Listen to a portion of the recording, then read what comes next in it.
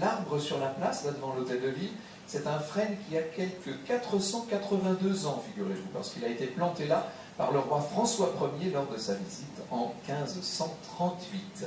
Vence est une ville d'art, bien entendu. C'est là que Matisse est venu se réfugier pendant la guerre. Je vous ai un petit peu parlé des bombardements sur Nice, notamment les bombardements alliés de 1944. Eh bien, pour fuir tout ça, Matisse était venu s'installer à Vence et il y a vécu jusqu'en 1949.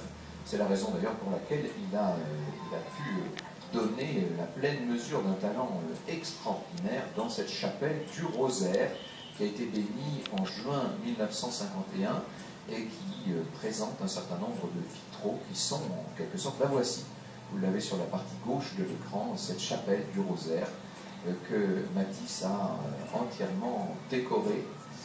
L'intérieur est tout blanc, vous voyez, que ce soit l'extérieur aussi d'ailleurs, et voilà les vitraux qui sont en quelque sorte un véritable manifeste de modernité.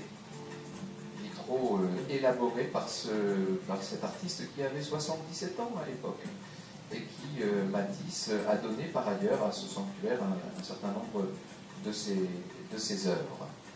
Voilà, vous les voyez là maintenant sur ces grands murs.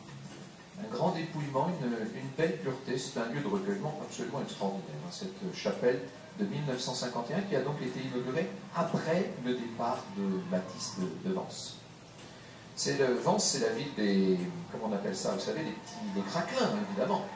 Les craquelins vensois, c'est une spécialité, le craquelin, c'est une spécialité qui est due à la pâtisserie Palanque.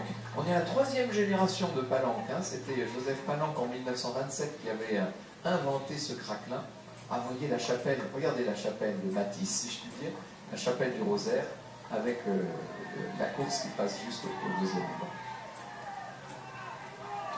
Il faut ouvrir un grand scénario là parce qu'on commence à sentir le romarin, la lavande, ça commence à nous annoncer la belle... toute la région de Grasse où nous allons nous promener tout à l'heure. Enfin, quand je dis promener, nous allons courir tout à l'heure. Avec Jérôme Cousin, Anthony Pérez et Benoît Costefroy. Alors